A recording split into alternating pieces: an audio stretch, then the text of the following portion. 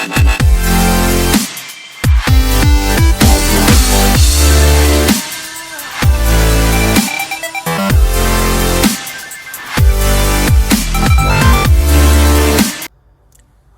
and welcome to Coffee and Paint Water. This will be an absolute shambolic, awful thrill ride of a first video, but I'm going to give it a go, see what all the fuss is about. This one is just going to be a pretty quick and simple one, just a run through of how I base my minis, essentially. The idea being not to give you a comprehensive guide of this is how you should always do it or anything like that. It's just, I've seen some things here and there from how people have done it, seen how people's bases look in the actual hobby stores, and gone, well, I kind of want to do mine this way.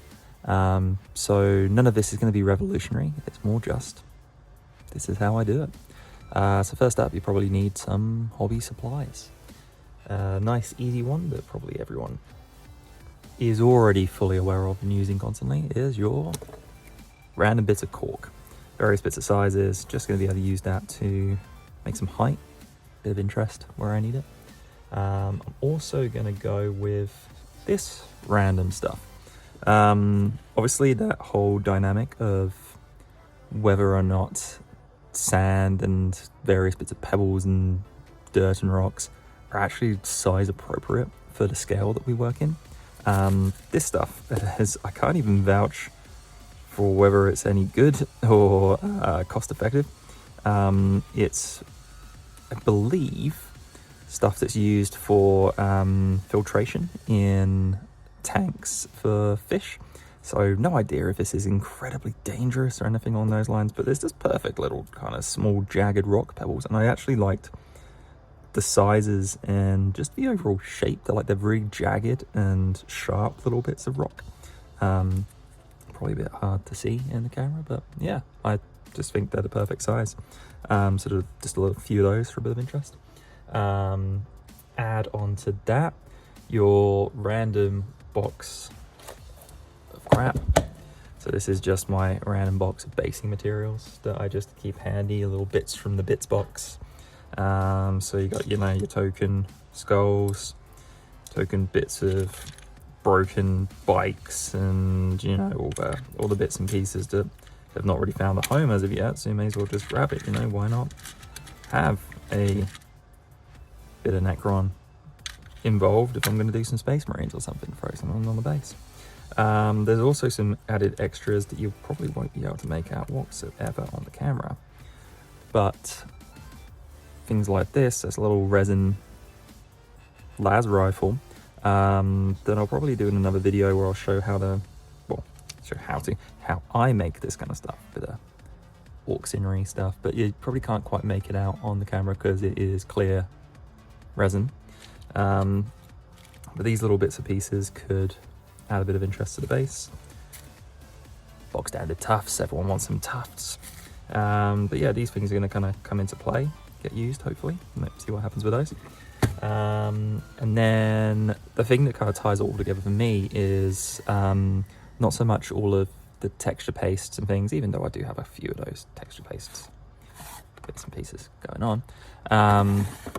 The things I actually use to kind of bring all the base together is the cheapest of the cheap. It's your cheap super glue, super SUPA glue. So this is just from, well, I'm based in Australia, so whatever your equivalent would be over there, but honestly I've never found it cheaper than this.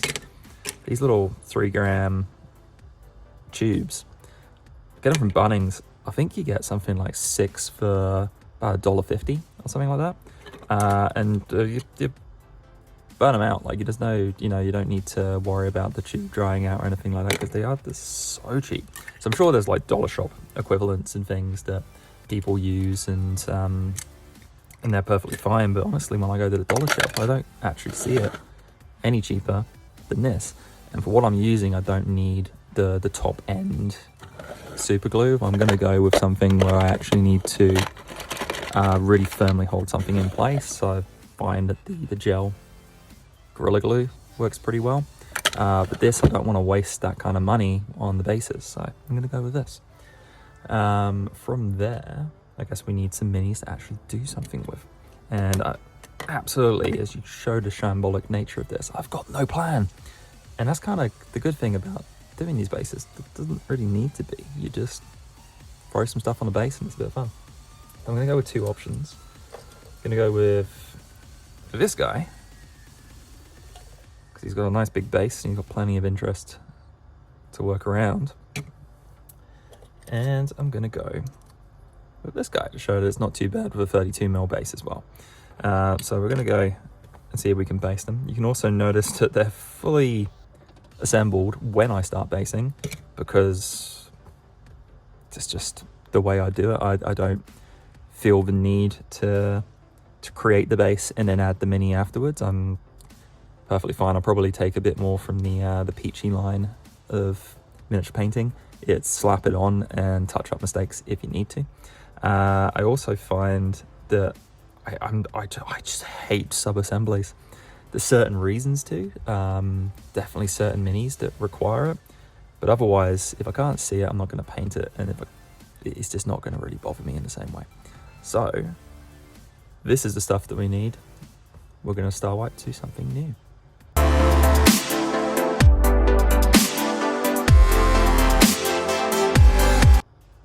So the thing that I use to actually make this all kind of work is going to be a little bit of an added secret ingredient that we'll get to in a minute. But first, let's just lay out the basics, figure out what we're actually going to do with these guys. So got a little infiltrator here, got 32mm base. You could just go bang, pop on, and look absolutely fine. Bit of an idea, seeing if there's anything you can play with, see if you can build a little bit of height, and add a little bit of interest to the base. So something along the lines of just a little bit of cork going on, and quite literally just create a small step and an incline. It's not much, but it's just something extra on the base. It's just something a bit more interesting. I'll go with a brand new glue on this one. I think that one's going to work, but I just have to start off with a new one.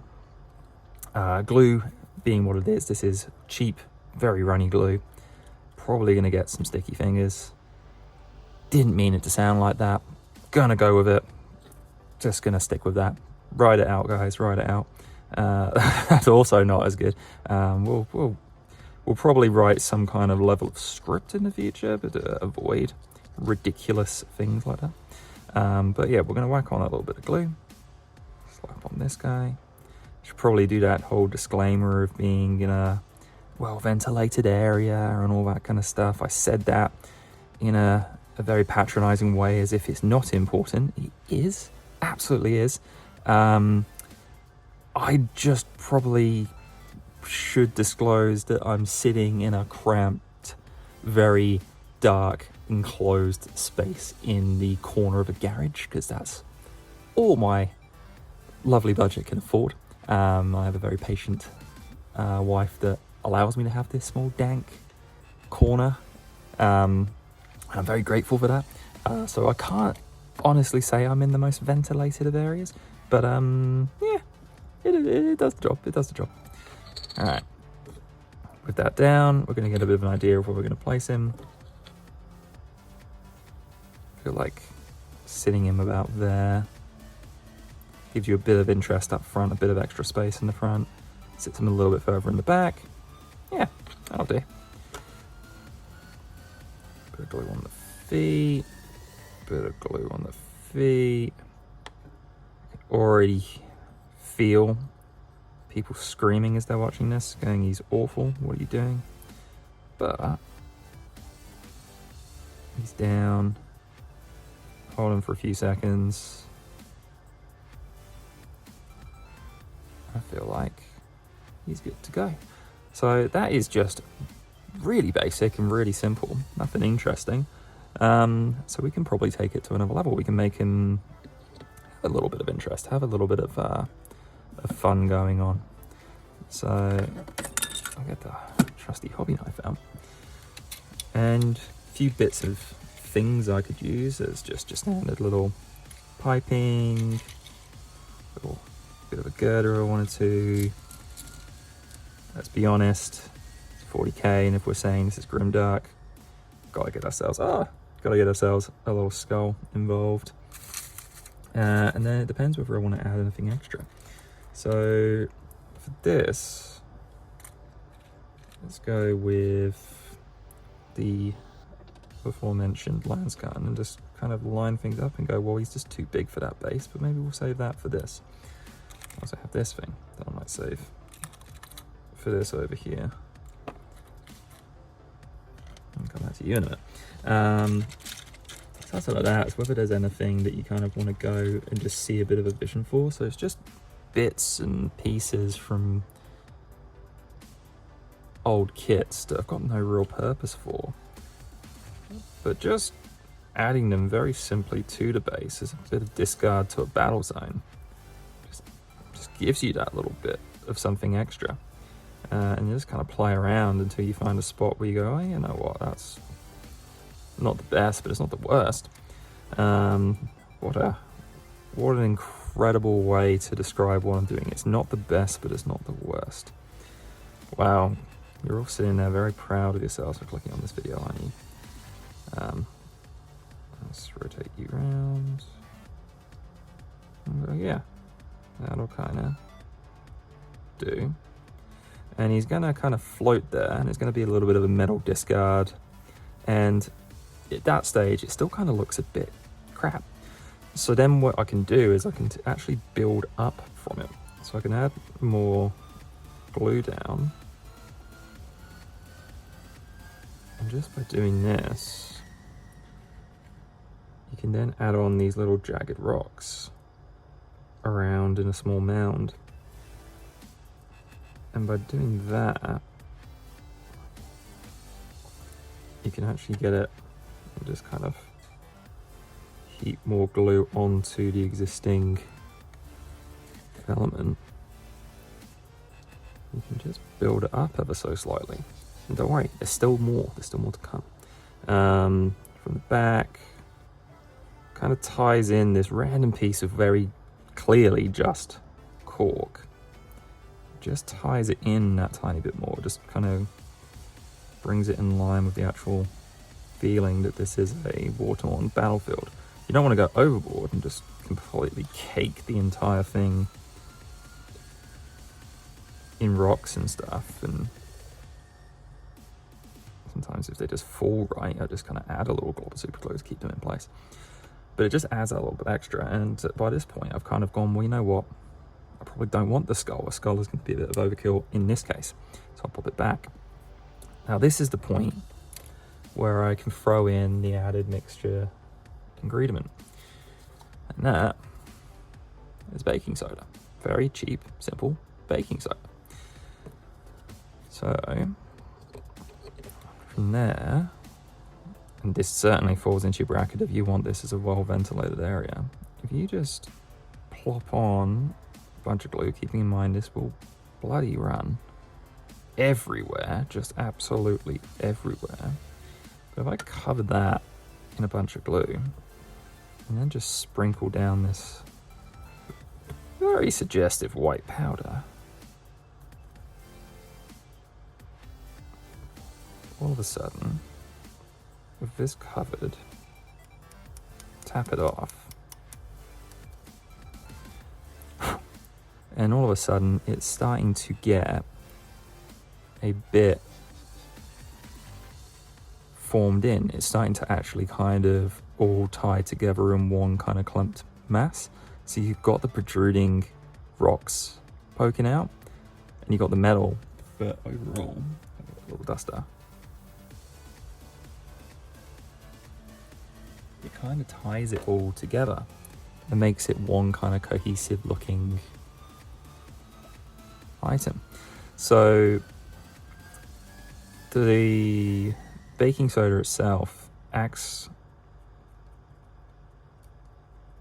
as an accelerant, so it's actually going to instantly dry the top of the glue. I will warn that it dries the top of the glue. I don't know, honestly, if anybody really has said that in previous videos that at least I've seen. and a pitfall that I stumbled into without understanding. So I kind of actually did a little bit of a gamble there by using that little duster to get the excess off.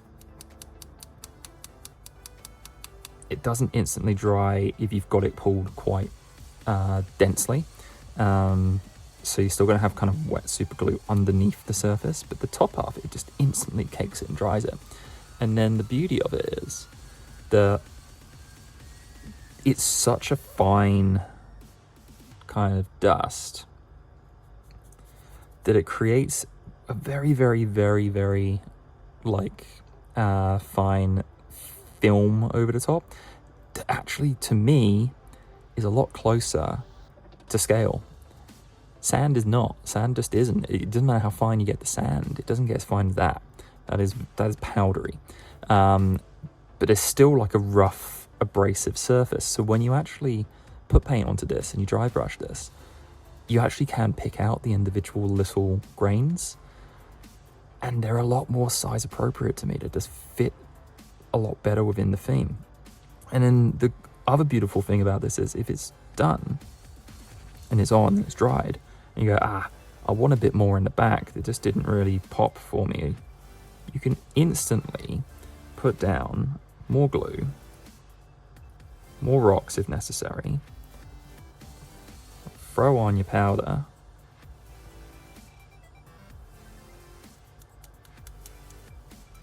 and you've just created a bit more height in the back. You've just instantly made this a bit more. So as I said, it's not dry straight away. If you poke that, tap that, you almost would like crack the top surface, and you'll just get super glue everywhere.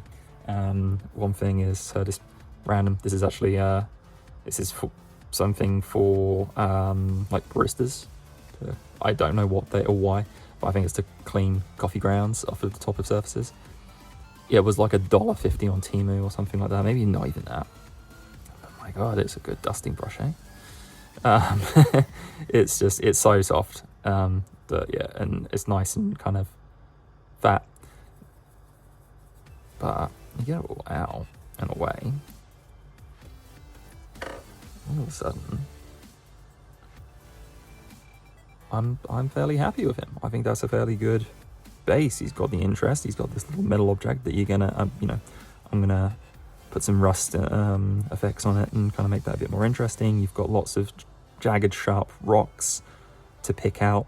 There's not too many of them. They feel a bit more in scale. It's like literally is just walking through rubble. And then this wonderful kind of quite scratchy, it's hard to obviously describe on camera, but this scratchy kind of surface, it's going to pick up a fair bit of detail when you're actually going home. And also, he is firmly on that base. So I put him on at this stage. It doesn't bother me. And if there is also a little bit of like rubble and dirt that gets on the boots or something like that, it just, to me, immerses it a bit more. And worst case, you can just scrape it off and go, yeah, that's too much, and just pick it back with, with an...